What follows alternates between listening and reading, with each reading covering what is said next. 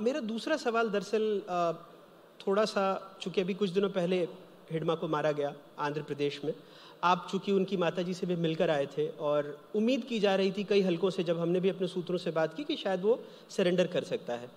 लेकिन अब ये सवाल उठ रहा है कि संभवतः वो सरेंडर करने वाला था, लेकिन उसके पहले उसको मार दिया गया, या उसके परिजन ऐसा सवाल उठा रहे हैं। क्या आपको कोई इशारा मिला था कि हिडमा छत्तीसगढ़ में, बस्तर में सरेंडर कर सकता है? ताड़मेटला में 76 जवान मारे गए, गुनहगार हिडमा था। उस पर क्यों चर्चा नहीं करते हैं अभी आप, या कोई भी? मैं आपको नहीं कह रहा, कोई भी भाई। बिल्कुल। झीरम में हमारे छत्तीसगढ़ के नेतृत्व मारा गया, खत्म कर दिया गया, क्यों चर्चा नहीं होती है भाई? ऐसा नहीं होना चाहिए था, वैसा होना चाहिए था, क्यों नहीं कहता है कोई? मणिकोंटा में क्या हुआ था, दरभागोड़ा में क्या हुआ था, घोड़ा गांव में क्या हुआ था, एर्राबोर में क्या हुआ था? समूह में आदिवासियों की हत्याएं की गई थी, इन्हीं लोगों के द्वारा की गई थी। सब में लगभग हिडमा थे, और जब सब में हिडमा था तो भैया बार बार कोशिश की गई, नहीं माने। नहीं माने तो क्या किया जाए? बंदूक लेकर जंगल में घूमने दिया जाए? शिक्षा दूतों के गला रेत कर ये मारे?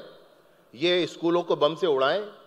ये तालाब, नदी और सड़कों पर आईडी बिछाए? ये गांव तक स्कूल, अस्पताल, आंगनबाड़ी, बिजली, पानी, सड़क न पहुंचने दें और इनको स्वतंत्र रखा जाए? और अगर कोई एनकाउंटर हो जाता है, मुठभेड़ हो जाता है, तो इस तरह के प्रश्न करेगा कोई?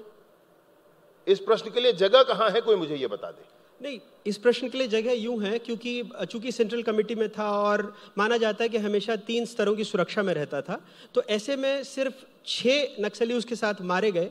इसलिए कुछ लोग जो सुरक्षा के मामलों को समझते हैं, जानते हैं, वो भी ये सवाल पूछ रहे थे।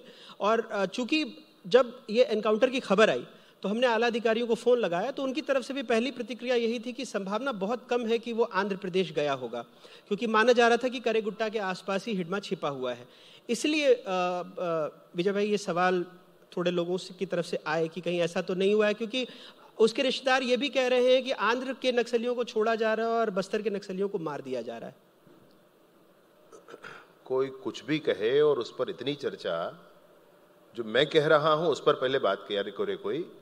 76 जवान हमारे देश के ताड़मेटला में बम से उड़ाए गए, जाने कितनी माताएं उसमें उनका कोख उछड़ा है, जाने कितनी माताएं विधवा हुई हैं, उस पर पहले चर्चा की जाए, फिर बाद में इस विषय पर चर्चा करें। मैं आपसे विषय पूर्वक ये कहना चाहता हूं, जिनको भी भ्रम फैलाना है, जिनके भी मन में ये है कि किसी तरह ये बचा रहे, ये नक्सलवाद, ये बंदूक लेकर घूमते जंगल में लोग, ये बचे रहें, कोई किसी भी तरह से चाहता है, हल्के से मन में चाहता है और उसी से सोचता है कि मेरी पूछ परख तो यहीं से है, जो ऐसे सोचता है उसको इस बात पर परेशानी है। भैया, एक भी ऑपरेशन ऐसा नहीं है जो गलत हुआ है। बहरहाल ये हमारे प्रदेश का विषय भी नहीं था, आंध्र प्रदेश में हुआ था, लेकिन वहां भी अगर है तो बहुत स्पष्टता है। आप मुझे बताएं कितना सिनेरियो चेंज हुआ। 3 लेयर की सुरक्षा, 3 लेयर की सुरक्षा, वो बीते जमे की बात हो, 1.5 साल 2 साल पुरानी बात है। अभी सब कुछ बदल चुका है, अभी कौन कहाँ है उनको खुद ही नहीं पता है। बार बार जब हमसे संपर्क करते हैं, हम लोग अन्य विषयों पर कहते हैं कि भैया आप लोग पुनर्वास कर लीजिए, सरकार लाल कालीन बिछाकर आपका स्वागत करना चाहती है, उनको, अपने लोगों को खोजते हैं। मेरा ये कहना है आपसे, जो घटनाक्रम है वो आपके सामने है, प्रामाणिकता के साथ। इस पर इस तरह की कथा करना, इस तरह की बात करना, ये बिल्कुल न्यायोचित नहीं। तो अब जैसे बसवराजू, हिडमा, इनकी मौत हो गई, कई बड़े नक्सलियों ने सरेंडर किया, रुपेश ने सरेंडर किया, लेकिन अब हमारा जो ट्राई सेक्शन है मध्य प्रदेश का, और वहाँ पर रामाधीन और ये लोग 15-17 नक्सली, अभी कुछ मूवमेंट देखा गया। फिर इधर चाहे मिसिर बेसरा की बात करें या गणेश उइके की बात करें, ये लोग इधर ज़्यादा मूवमेंट नहीं है। बट अब आपको लगता है कि एक निर्णायक बढ़त की तरफ है नक्सलवाद के खिलाफ, जैसा केंद्रीय गृह मंत्री जी ने कहा है? माननीय केंद्रीय गृह मंत्री जी ने जो कहा वो बस्तर की जनता के मनोभाव के अनुरूप कहा। उन्होंने बस्तर की जनता के भाव को पढ़ लिया, उसके आधार पर कहा। और बस्तर की जनता अब नहीं चाहती है कि ऐसा कोई लाल आतंक जैसी चीज यहां पर रहे।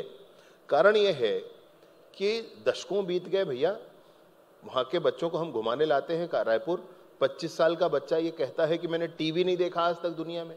तो क्या करना चाहते हो भाई? अजायब घर बनाकर रखना चाहते हैं वहां पर? क्या करना चाहते हैं? हम ये नहीं चाहते हैं कि हमारे जैसे हो जाए। वहां तो जीवन हमारे से बहुत अच्छा है, बस्तर का जीवन हमारे जीवन से बहुत अच्छा है। हम बिल्कुल नहीं कहते, लेकिन इतना जरूर कहते हैं कि जो मौलिक सुविधाएं आज के जमाने की हैं वो पहुंचे ना वहां तक। तो इन सारी ही चीजों को खत्म करके रख दिया गया, बंद करके रख दिया गया, इसको कैसे स्वीकार किया जा सकता है? मेरा बहुत स्पष्टता के साथ इसमें मानना है कि जितनी कार्यवाहियां हो चुकी, आज तक हो चुकी, एक एक बात का कैलकुलेशन है कि कौन कहां है, कैसा है, कितनी संख्या है। निर्धारित समय तक, जो मार्च 2026 का डेडलाइन निर्धारित हुआ है, उस समय तक सशस्त्र नक्सलिज्म समाप्त होकर रहेगा, उसमें कहीं कोई संशय नहीं।